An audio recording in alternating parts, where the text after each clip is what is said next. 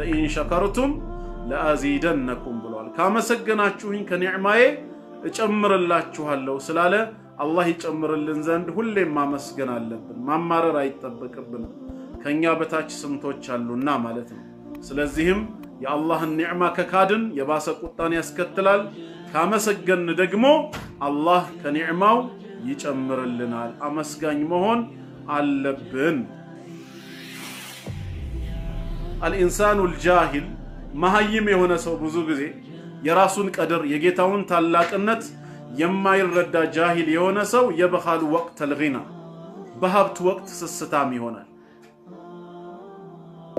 ይሄ ስስታምነት መጀመሪያ ትላንት ድሃ የነበረ ሰው ዛሬ አላህ ሲያከብረው ሀብታም ሲያደርገው ይህንን ሁሉ ረስቶ አላህ ሊፈትነው ድሆችን የላከበት ጊዜ ግን ስስታም ይሆናል። ይሄ የመሃይማን ስራ ነው። ወልዓቂል አእምሮ ያለው ብልህ የሆነ ሰው ግን ዩዕጢ ቢሰኻ በቸርነት በለጋስነት ነው አውጥቶ የሚሰጠው። አላሁመ ያ ገኒዩ አግኒና ቢፈድሊከ ዐመን ሲዋክ اللهم يا فتاه افتح لنا بركاتك من السماء والأرض اللهم يا واسع العطاء وسع لنا دنيانا إيالا هبتامون جيتا ملمن يلا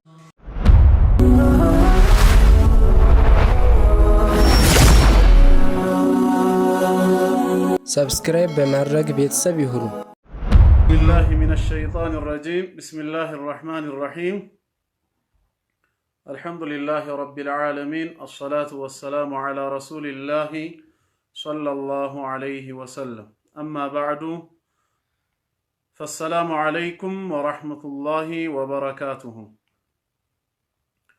ودنا يتكبراتشه مسلم وندموچنا اهتوچه እንደምን አደራችሁ እንደምን ዋላችሁ እንደምን አመሻችሁ አልহামዱሊላሂ ረቢል ዓለሚን ሰላም ነኝ እኔ ከነ ቤተሰቤ እናንተም ባላችሁበት አላህ ይጠብቃችሁ اللهم إنا نعوذ بك من البرص والجنون والجذام ومن سيء الأسقام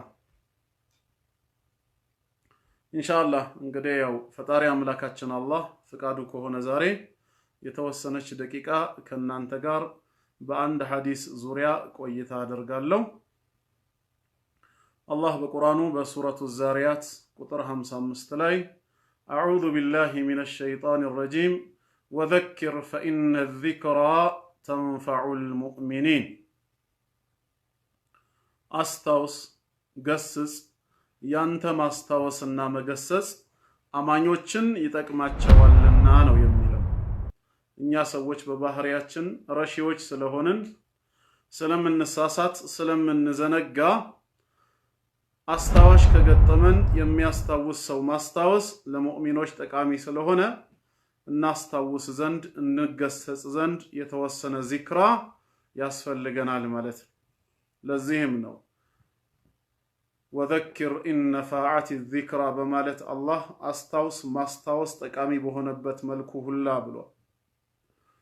የዛሬው ማስታወሳችሁ ምንድነው? በአንድ ቂሳ ዙሪያ ነው። አቢ ሁረይራ ረዲየላሁ ዐንሁ ያስተላለፈው ቂሳ ነው። ያንን ቂሳ ከሐዲሱ እንመለከተውና ከዛ በኋላ መጨረሻ ላይ ከዚህ ሐዲስ የምንወስዳቸው ትምህርቶች የሚለውን እንመለከታለን ማለት ነው። ታላቁ ሰሐቢ አቢ ሁረይራ ረዲየላሁ ዐንሁ ሲናገር ምን ይላል? ረሱል ሰለላሁ ዐለይሂ ወሰለም እንዲህ ብለው ሲናገሩ ሰማኋቸው ይላል። ምን አሉ ረሱላችን ዐለይሂ ሰላቱ ወሰላም? ኢነ ሰላሰተን ፊ በኒ እስራኤል በእስራኤላውያን ልጆች ውስጥ 3 ሰዎች ነበሩ ይሉናል ረሱል ሰለላሁ ዐለይሂ ወሰለም። አብረስ ወአቅረእ ወአዕማ። አብረስ የለምጽ በሽታ ተጠቂ የሆነ ሰው በቆዳው ላይ ችግር ያለበት፣ ወአቅረእ እንዲሁም ራሰ በራ የሆነ ሰው ጸጉር ያልበቀለለትና፣ ወአዕማ አይኑ የታወረ አይነ ስጋው ማየት የማይችል 3 ሰዎች ነበሩ አሉ። ለምጣም ራሰ በራና እውር ማለት ነው። ከዛም ፈአራደ አላሁ አን የብተሊየሁም አላህ እነሱን መፈተን ፈለገ። በኒዕማው በጸጋው ሊፈትናቸው ስለፈለገ فبعث إليهم ملكا عندن ملأك ودنسو بسو أمثال لاكو فأتى الأبرص يه ملأك ودلمت أموزند متانا فقال من علو أي شيء أحب إليك كنبرتوش هلو ويمدمو كنقرات مكاكل أنت زند بتام توداجي هونو يتنياو نو بلو سيطيقو መቼም ሰው ያለበት ችግር ነውና እንዲወገድለት የሚፈልገው قال لون حسن وجلد حسن እኔ የምፈልገው ጥሩ መልክ ነው ጥሩ የፊት ገጽታ ነው ጥሩ ቆዳ ነው የምፈልገው يذهب عني الذي قد قذرني الناس ሰዎች እኔን ተጸይፈውኝ የነበረው ነገር ከላይ ላይ እንዲወገድልኝ ስለምፈልግ አሁን ለጊዜው የሚያስፈልገኝ በዋነኝነት ጥሩ የሆነ መልክና ጥሩ የሆነ ቆዳ ነው እኔ ላይ የሚታየው ችግር እሱ ስለሆነ ነው አለ በዚህን ጊዜ መልአኩም ምን አደረገው فمسحه አበሰው ይህ ሰው ላዩ ላይ የነበረው በሽታ ነበርና አበሰው فذهب عنه ሰዎች ከሱ ላይ ሲጸየፉት የነበረው ነገር ተወገደለት فأعطي لونا حسن وجلدا حسن ጥሩ የሆነ መልክ ጥሩ የፊት ገጽታና ጥሩ ቆዳ ተሰጠው ተለገሰ በአላህ ፍቃድ ያ አስቀያሚ ነገር ከተወገደ በኋላ ማለት ثم قال ከዛም ቀጥሎ ምን አለው መልአኩ أي المال أحب إليك ከንብረትስ አንተ ዘንድ በጣም ተወዳጅ ሆነው የትኛው ነው ሲለው قال الإبل ግመል ነው በማለት ተናገረ ከዛም በኋላ ያው ግመሉም ተሰጠው ማለት ነው فأعطي ناقة عشراء የ10 ወር ግመል የ10 ወር እርጉዝ የሆነች ግመል ተሰጠው ለመውለድ የተቃረበች فقال بارك الله لك فيها ከዛም መልአኩ ምን አለው አላህ ይባርክልህ አለው ይህንን በረካ ያድርግልህ አለው ከዛም وآتى الأقرع ራሰ በራው ዘንድ ደግሞ ድጋሚ መጣና فقال أي شيء أحب إليك አንተ ዘንድ ከነገራት ሁሉ ይበልጥ የተወደደው የትኛው ነው ብሎ በሚጠይቀው ሰዓት ይሄም ችግሩ እንዲወገድለት ነውና የሚፈልገው ምን አለ قال شعر حسن ጥሩ የሆነ ጸጉር ነው መፈልገው አለ ጸጉር የለኝምና ጥሩ ጸጉር ፈልጋለሁ ويذهب عني هذا قد قذرني الناس ሰዎች በጣም ተጸይፈውኝ ስለነበረ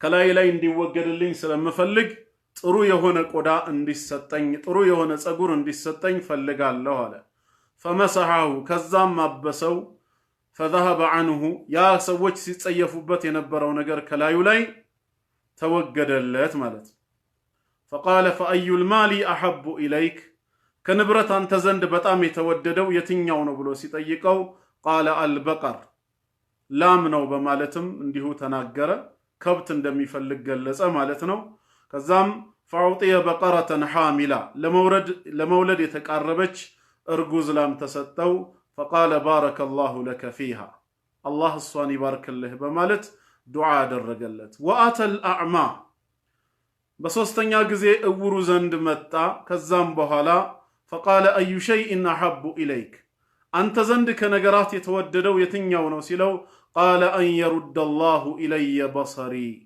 الله አይኔን እንዲመልስልኝ ነው መፈልገው فأبصر به الناس ሰዎችን መለከትበት ዘንድ الله አይኔን እንዲመልስልኝ እፈልጋለሁ አለ فمسحه መልአኩም አበሰው فرد الله إليه بصره اللهم አይኑን መለሰለት قال فأي المال أحب إليك ከንብረትስ አንተ ዘንድ በጣም የተወደደው የትኛው ነው ብሎ ሲጠይቀው قال الغنم ለመውለድ የተቃረበች ፍየል ወይንም በግ ብሎ ተናገረ فأعطاه شاة والدا ለመውለድ የተቃረበች ፍየል ወይም በግ ሰጠው ከዛም አላህ ይባርክልህ አለው فأنتج هذان وولد هذا ከዛም እነዚህ እርስ በርስ ተዳቀሉ እያንዳንዳቸውም ብዙን ወለዱ فكان لهذا واد من إبل ለዛ ለመጀመሪያው ሰው ራሰ በማን ነው ለምጻም ለነበረው አንድ ሸለቆ ሙሉ ግመል ሆነለት ተመልከቱ አላህ ከባረከ ብዙ ነገር ስለሚገኝ አንድ ልትወልድ የተቃረበች የ10 ወር እርጉዝ ግመል የተሰጠው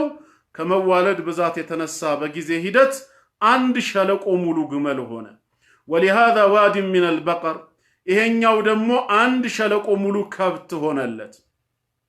ላሚቷ ወለደች። ከዛም በኋላ እርስ በርስ እየተዳቀሉ አንድ ሸለቆ ሙሉ ከብት ሆነለት። ወሊሃዛ ዋዲን ሚነል ገነም ሶስተኛው ደግሞ አንድ ሸለቆ ሙሉ ፍየል ወይም በግ ሆነለት ማለት። ثم إنه أتى الأبرص في صورته وهيئته ከተወሰነ ጊዜ በኋላ ነው እንግዲህ ያ መልአክ ለምጻሙ ሰውዬ ዘንድ በራሱ ገጽታ ሆኖ መጣ። ልክ ለምጻሙ ሰውዬ ድሮ በነበረበት ሁኔታ መልአኩ ለምጻሙ ሆኖ እሱን መስሎ መጣና فقال رجل مسكين እኔ ምስኪን የሆንኩኝ ሰው ነኝ አለ። እኔ ምስኪን ሰው ነኝ። قد انقطعت بي الحبال في سفري በጉዞዬ ላይ ስንቁ ተቋርጦብኛል፣ የመንገድ አልቆብኛል። فلا بلاغ لي اليوم إلا بالله ثم بك ዛሬ ወደ ሀገሬ መመለሻና መዳረሻ በፍጹም የለኝም በአላህ እርዳታ ከዚያም ባንተው ሰበብ ካልሆነ በስተቀር ምንም ወደ ሀገሬ መመለሻና መዳረሻ የለኝምና አለው። أسألك بالله الذي أعطاك اللون الحسن ጥሩ የሆነ መልክና ወልጅልድ الحسن ጥሩ የሆነ ቆዳ በሰጠህ ጌታህ እለምንሃለሁ አለው። እሱም በዒረን ወልማል ሀብትንም በሰጠ ጌታ ይሁንብህ በዒረን አንድ ግመል ብቻ ስጠኝ። አተበለጉ ዐለይሂ ፊ ሰፈሪ እሱን እየጋለብኩኝ በጉዜ ላይ እንዲያግዘኝና ወደ ሀገሬ እመለስ ዘንዳ በሰላም እባክህ ከነዚህ ሸለቆ ሙሉ ግመሎች አንዱን ብቻ ስጠኝ አለ። በዚህ ሰዓትም ፈቃለ ለሁ ምን አለ? ኢነል ሑቁቀ ከሲራ ባለቤቶቹማ በጣም ብዙ ናቸው አለ። እኔ ልሰጥህ አልችልም፣ ባለቤቶቹ በጣም ብዙ ስለሆኑ ምንም ላደርግልህ አልችልም ብሎ መለሰለት። ፈቃለ ለሁ ከአኒ አዕሪፉክ የማውቅህ መሰለኝ አለ። አለም ተኩን አብረስ ምነው ትላንት ለምጣም አልነበርክም? የቅዘሩከ ናስ ሰዎች የሚጸየፉ የሆንክ ለምጣም አልነበርክም እንዴ? ፈቂረን ድሃስ አልነበርክም? ፈአዕጣከ አላህ ይህን ለምጽህን አስወገደ ሀብትንም ሰጠህ አይደለም እንዴ ሲለው ፈቃለ ለቀድ ወሪቱ ሊካቢሪን ዐን ካቢር እኔማ ይህንን ሀብት ሁሉ የወረስኩት ከአያት ከቅድመ አያት የመጣ ንብረት ነው፣ ከቤተሰቤ ያገኘሁት እንጂ አንተ እንደምትለው የለገሰኝ ጌታ ኑሮ አይደለም ማለት የአላህን ኒዕማ ካደ። በዚህ ሰዓት ምን አለው? ፈቃለ ኢንኩንተ ካዚባ የተናገርከው ነገር ውሸት ከሆነ አለው ይሄ ውሸት ከሆነ ፈሰየረከ አላሁ ኢላ ማ ኩንት አላህ ወደ ነበርክበት ይመልስሃል። አላህ አንተን ወደ ነበርክበት ይመልስህ ብሎት ሄደ። ወአተል አቅራዕ ራሰ በራው ዘንድ መጣ። ፊ ሱረቲሂ ወሃይአቲሂ በራሱ ቅርጽና አምሳል ከዚህ በፊት ራሰ በራ እንደነበረው ሆኖ መጣና መልአኩ ፈቃለ ለሁ ሚስለ ማ ቃለ ሊሃዛ ለዛኛው ያለውን አምሳያ አሁንም አለው ምስኪን መንገደኛ ነኝ፣ ስንቅ የተቋረጠብኝ፣ ዛሬ ወደ ሀገሬ መመለሻና መድረሻ የለኝም በአላህ እርዳታ ከዚያም ባንተ ሰበብ ካልሆነ በስተቀር። ስለዚህ ጥሩ የሆነ ጸጉርንና ሀብትን በሰጠህ ጌታ ለምንሃለው አንድ ከነዚህ ከከብቶቹ መካከል አንዱን ስጠኝና ወደ ሀገሬ ልዳረስበት ብሎ ሲጠይቀው እሱም ፈረድ ዐለይሂ ሚስለ ማ ረድ ዐለይሂ ሃዛ ያ ለምጻሙ ሰውዬ የመለሰውን አይነት የክህደት ምላሽ መለሰለት ማለት ነው። ባለቤቶቹ በጣም ብዙ ናቸው፣ እኔ ልሰጥህ አልችልም በማለት የክህደት መልስን መለሰለት። ከዛም ይሄ እማውቅህ መሰለኝ፣ ምነው ከዚህ በፊት ጸጉር አልባ የሆንክ ራሰ በራ አልነበርክም? ሰዎች ሲጸየፉ አላህ ጥሩ መልክና ጥሩ ቆዳ ጸጉርን ሰጠህ፣ እንደዚሁም ሀብታም አደረገህ አይደል እንዴ ሲለው አይ ይሄን ሁሉ ሸለቆ ሙሉ ከብት ያገኘሁት ከቤተሰቦቼ በወረስኩት ነው በማለት የክህደትን መልስ ሲሰጥ ኢንኩንተ ካዚበን ፈሰየረከ አላሁ ኢላ ማ ኩንት ውሸትህ ከሆነ አላህ ወደ ነበርክበት ይመልስህ በማለት ይህንንም ረገመው። ወአተል አዕማ ፊ ሱረቲህ በስተመጨረሻም እውሩ ዘንድ በራሱ አምሳል እውር ሆኖ መጣና ይሄ መልአክ ፈቃል እንዲህ አለው ረጁሉን ምስኪን ሰው ነኝ፣ ወብኑ ሰቢሊን መንገደኛ ነኝ፣ ወንቀጠዐት ፊየል ሒባሉ ፊ ሰፈሪ በጉዞዬ ላይ ስንቄ አልቆብኛል። ፈላ በላገ ልየውመ ኢላ ቢላህ ዛሬ ወደ ሀገሬ መመለሻና መዳረሻ የለኝም በአላህ ካልሆነ በስተቀር። ثم بك ከዛም ባንተው ሰበብ ካልሆነ በስተቀር ምንም መዳረሻና መመለሻ የለኝም أسألك እጠይቅሃለሁ በአላህ አለው بالذي رد عليك بصرك አይንህን በመለሰልህ ከእውርነት ባተረፈህ ጌታ እጠይቅሃለሁ ሻተን አንድ ፍየል ወይ በግ ስጠኝ አተበለጉ ቢሃ ፊ ሰፈሪ ለጉዞዬ የምታግዘኝ አገሬም መደርስባት የሆነችን አንዷን ብቻ ከነዚህ ሁሉ ሸለቆዎቹ አንድ ሸለቆ ሙሉ ፍየል ወይ በግ አንዱን መርጠ ስጠኝ አለው እውሩም ምን ብሎ መለሰ فقال قد كنت اعمى በርግጥም እውር ነበርኩኝ አለ አልካደም እውር ነበርኩ فرد الله بصري اللهم አይኔን መለሰልኝ وفقيرا አው ደሃ ነበርኩኝ ትላንት اغناني ዛሬ አላህ አከበረኝ ሀብታም ሆንኩኝ ስለዚህ فخذ ما شئت አለ ከነዚህ ሸለቆ ሙሉ በግና ፍየሎች የፈለከውን ያህል ውሰዳለው አንድ ሳይሆን ከፈለክ ሙሉ ሸለቆውን ውሰደው فوالله በጌታዬ በአላህ እምላለው لا أجهدك اليوم بشيء أخذته لله ለአላህ ብለህ በምትይዘውና በምትወስደው ነገር ይሄንን አስቀር ይሄንን መልስ እያልኩኝ በፍጹም አልታገልህም የፈለከውን ውሰዳለው በዚህ ሰዓት فقال መልአኩም ምናለው أمسك مالك ንብረትህን ያዝ አለው እኔ ምንም ወስደው ነገር የለም ንብረትህን ያዝ فإنما أبتلوتم ባይሆን እኔ ከጌታህ ዘንድ ተልኬ መፈተናችሁን ለመግለጽ ነበር ይኸው ተፈትናችኋል فقد رضي الله عنك الله በርግጥ ካንተ ወዷል وسخط صاحبيك በሁለቱ ባልደረቦች በሁለቱ ጓደኞችህ ላይ ግን ተቆጥቷል በማለት ነገረው ማለት ቅሳው በቡኻሪና በሙስሊም ያለ ሰሂህ ዘገባ ነው ይሄን አሁን ምንድነው ኢብራን ነው የምናየው እንግዲህ ከዚህ ሐዲስ ምንድነው የምንወስደው ትምህርት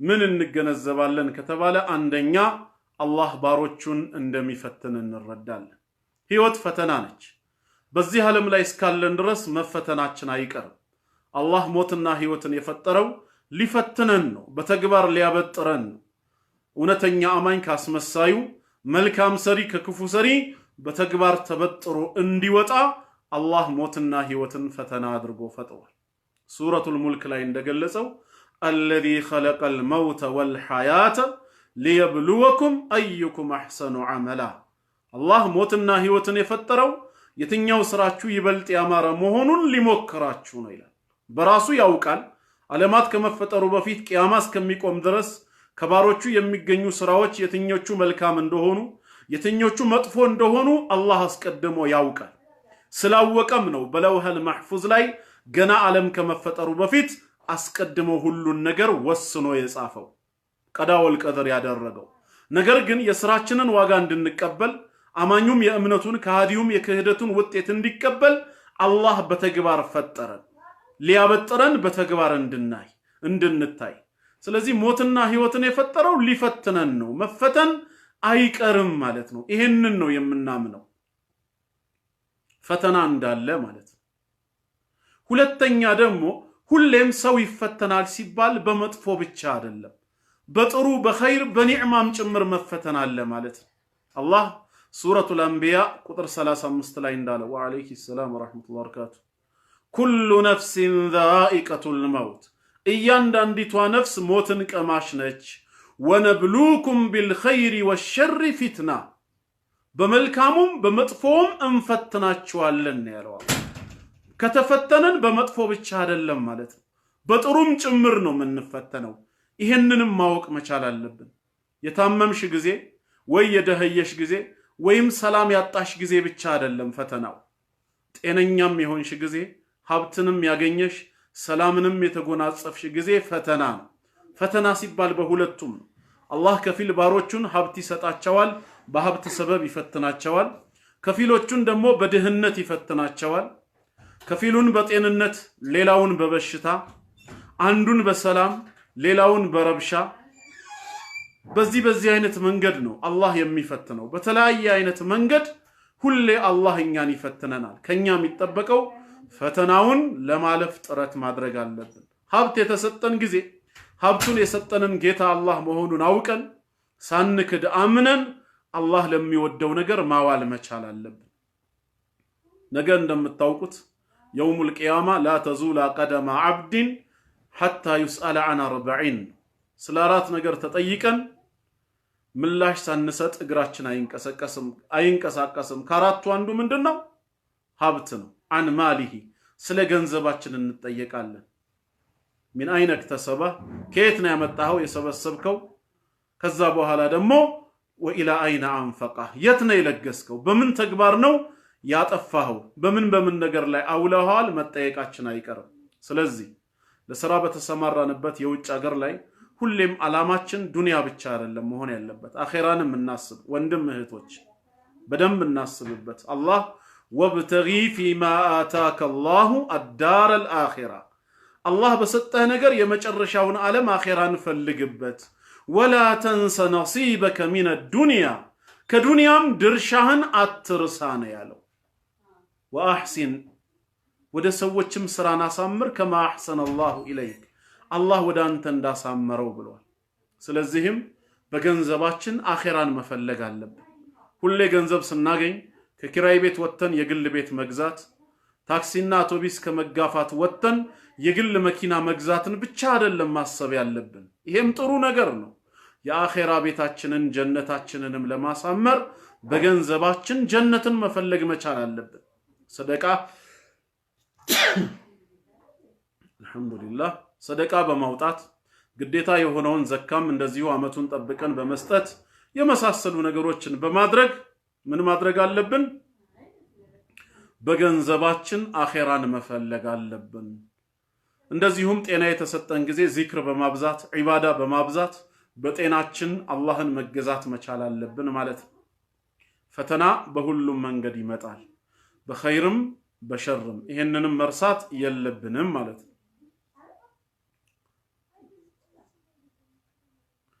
ሌላው የምንማረው ደግሞ ምንድነው ሶስተኛ يهديكم الله ويصلح بالكم الملائكة تتصور أحيانا على هيئة البشر عندنا ጊዜ መላእክቶች በአላህ ፍቃድና ትእዛዝ በሰው ተመስለው ሊመጡ እንደሚችሉም ከሐዲሱ እንማራለን ይህ መልአክ ወደ ሶስቱ ሰዎች በሰው ተመስለው እንደመጣው ሁላ በአላህ ትእዛዝ በአላህ ፍቃድ መላእክቶች በሰው ተመስለው እንደሚመጡም ከዚህ እንረዳለን ማለት ነው ለምሳሌ በአንድ ሐዲስ ላይ እንደምናየው አንድ ወንድም የዲን ወንድሙን ሊዘይር በሄደበት ቦታ ላይ ነው فأرسل الله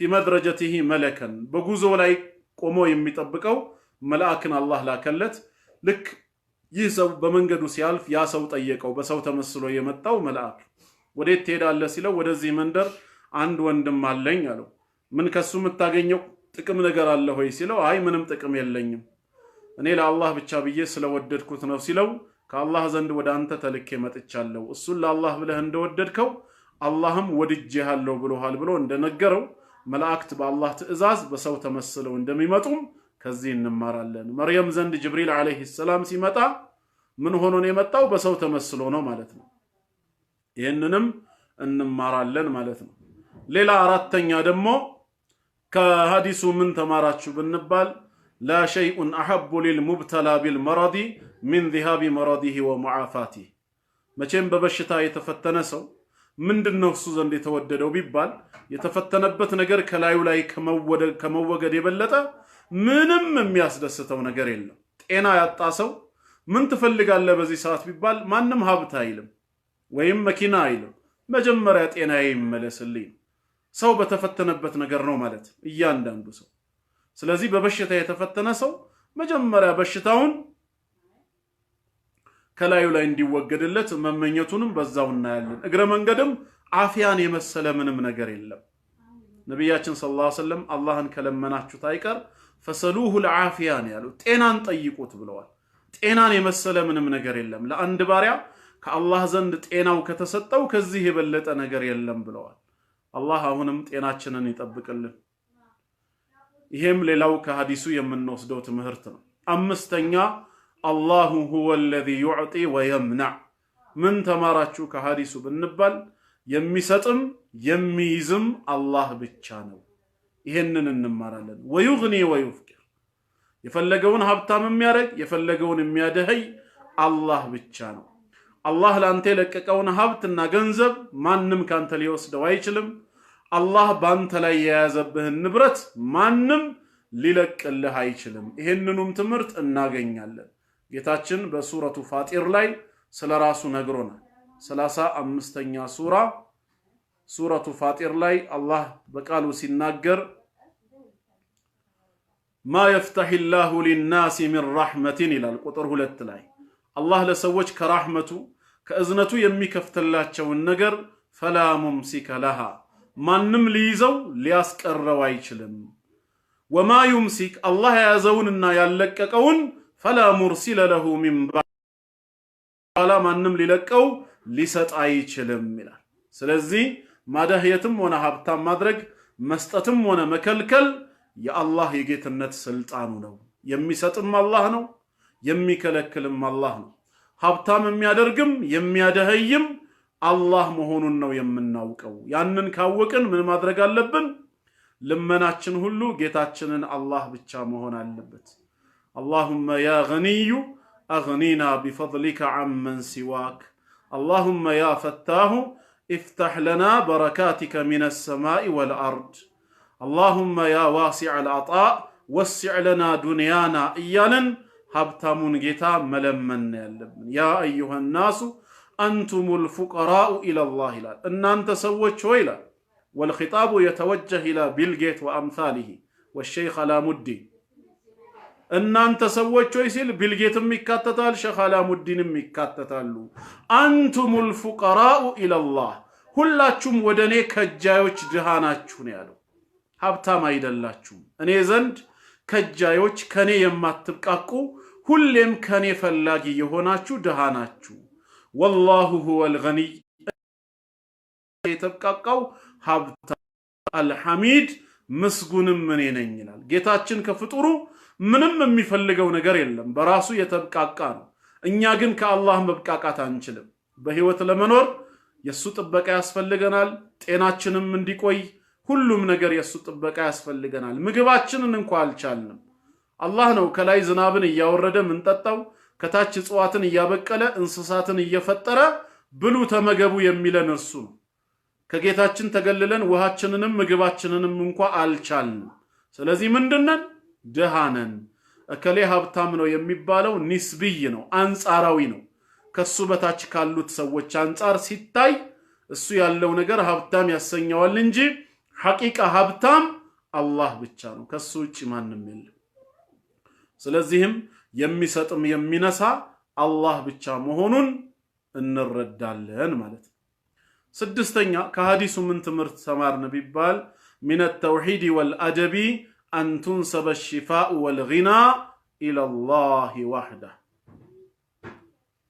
አፊያ ጤናን መመለስ ሀብታምን ማድረግ ድርጊቱን ወደ አላህ አስጠግቶ አላህ አፊያ አደረገኝ አላህ ሀብታም አደረገኝ ብሎ መናገር ራሱ የተውሂድ ክፍል ነው፣ አደብም ነው፣ ስነ ስርዓት ነው።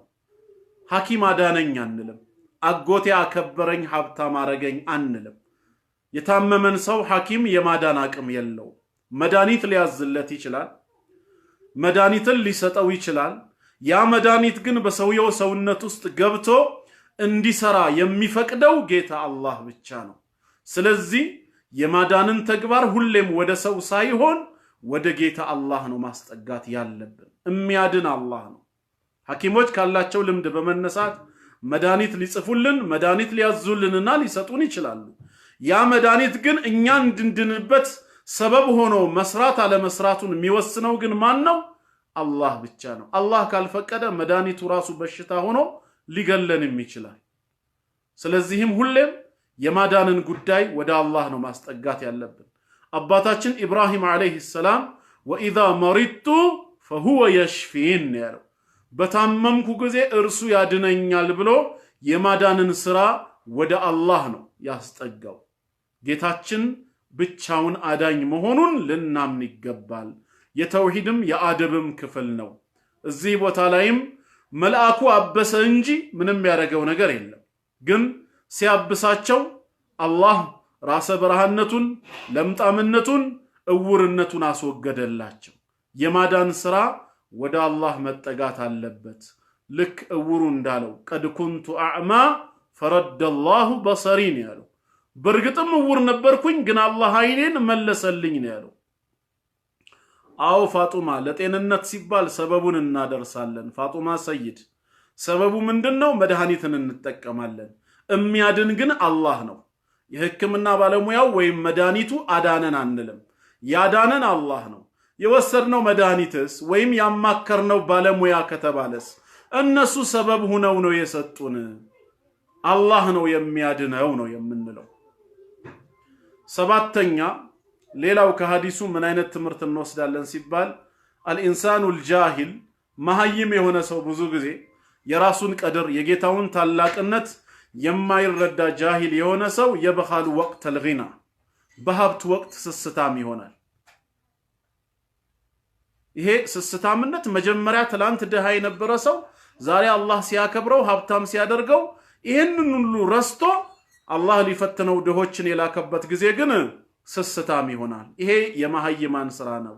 ወልዓቂል አእምሮ ያለው ብልህ የሆነ ሰው ግን ይዑጢ ቢሰኻ በቸርነት በለጋስነት ነው አውጥቶ የሚሰጠው።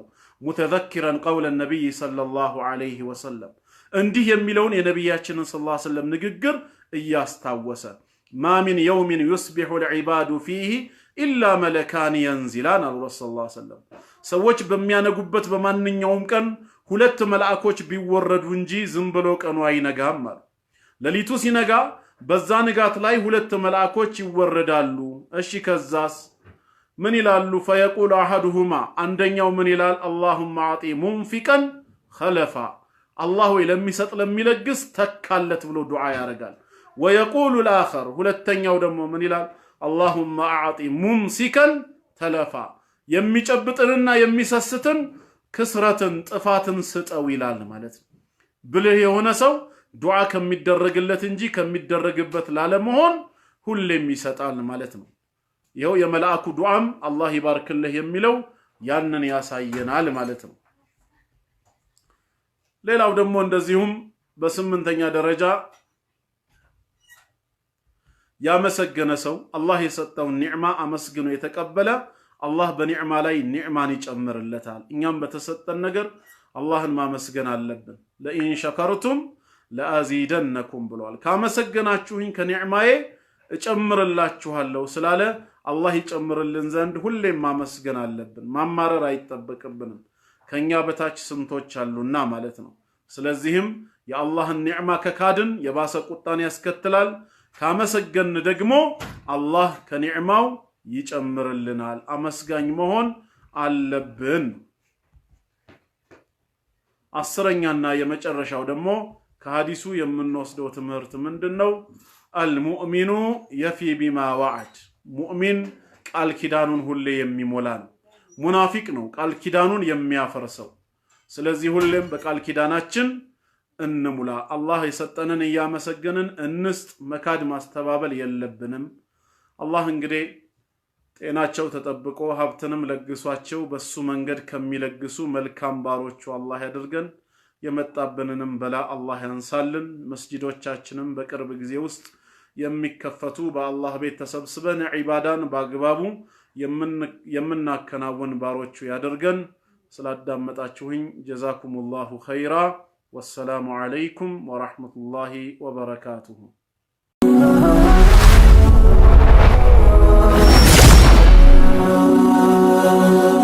ሰብስክራይብ በማድረግ ቤተሰብ ይሁኑ።